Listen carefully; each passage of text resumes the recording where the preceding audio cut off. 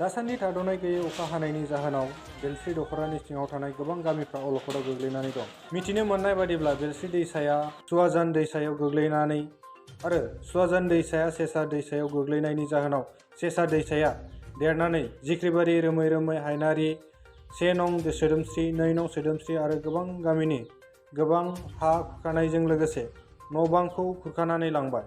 मख'नो गोनांदि बेलस्रि हालामाव सुवाजान दैसानि साजों गामियारिया लुनाय गंथाम दालां आरो सेसा दैसानि साजों लुनाय गंनै औवा दालांखौ दैया बुखारनानै लांबाय। बेलस्रि हालामनि खमैबो 20सो नखरा न' नागारनानै गुबुन जायगायाव थाहैनो गोनां जायो। दालां बायनायनि जाहोनाव गं 20 गामिनि मानसिफ्रा न'निफ्राय जेरावबो ओंखारलांनो हायाखै।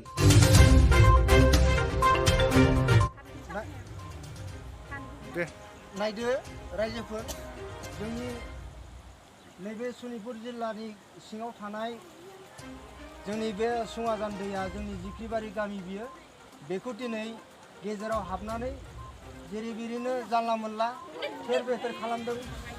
दिनै लोगो लोगो बेसेबांबा गिदिर दंफाङा दिनै गुगालांबाय।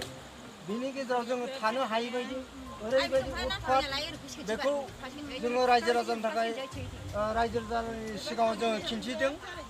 रायजो राजा नायबानो जाबाय, नुदोंना दिनै जोंहा बेसेबांखिनि खहा जालांबाय।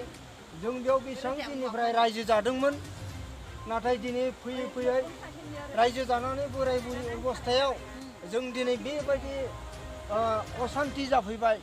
दिनै जोंहा दिनै थानाय सुख गैया, जानाय सुख गैया, लोंनाय सुख गैया, बेबायदि